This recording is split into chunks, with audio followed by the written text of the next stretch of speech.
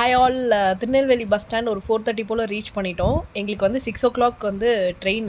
சரி, ஒரு முக்கியமான கடைக்கு போயிட்டு ஜங்ஷன் போகணும். லோக்கல் பஸ் எடுத்தால் சரி வராதுன்னு சொல்லிட்டு ஒரு ஆட்டோ ஹயர் பண்ணோம். எவ்வளோண்ணா ஆகும் அப்படின்னு கேட்டோம். 300 நாங்கள் எடுங்க நான் ஆட்டோவை அப்படின்னு சொல்லிட்டு ஆட்டோவில் ஏறி உட்காந்துட்டு திருநெல்வேலி டவுனை ரசிச்சிட்டே போனேன்.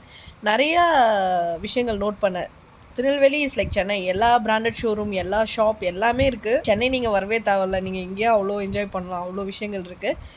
எஸ், அந்த முக்கியமான கடைக்கு வந்தாச்சு. நெல்லையப்பர் கோயிலுக்கு ஆப்போசிட்டில் தான் இருக்குது. என்ன கடைன்னு கெஸ் பண்ணியிருந்தீங்கன்னா கமெண்ட்டில் சொல்லுங்கள்.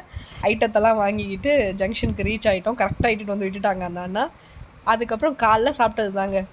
அதுக்கப்புறம் ஜூஸ் குடித்தோம்ல, அதனால் ஒரு வெஜ் ரைஸும் இட்லியும் வாங்கினோம். திருநெல்வேலி ஜங்ஷன் ஃபுட்டு சூப்பராக இருந்துச்சு. ரைஸ் கம்மியாகவும் வெஜிடபிள்ஸ் அதிகமாகவும் இருந்தது. அதே மாதிரி இட்லிக்கு ஒரு பயங்கரமான ஆனியன் சட்னி கொடுத்துருந்தாங்க. அதுவுமே சூப்பராக இருந்துச்சு. போனீங்கன்னா ட்ரை பண்ணுங்கள். இதுதான் நாங்கள் போகிற ட்ரெயின் வந்துடுச்சு. இது வந்து சூப்பர் ஃபாஸ்ட் எக்ஸ்பிரஸ். தாம்பரம் வரைக்கும் போகுது. நாங்கள் விழுப்புரமில் இறங்கிடுவோம். இந்த கம்பார்ட்மெண்ட்டில் நான் இதான் ஃபஸ்ட் டைம் ட்ராவல் பண்ணுறேன். இந்த கிளைம்பருமே ரொம்ப டிஃப்ரெண்ட்டாக இருந்துச்சு. எல்லாத்தையும் அப்படியே பார்த்துட்டு அப்படியே செட் ஆகிட்டோம் ஓரளவுக்கு.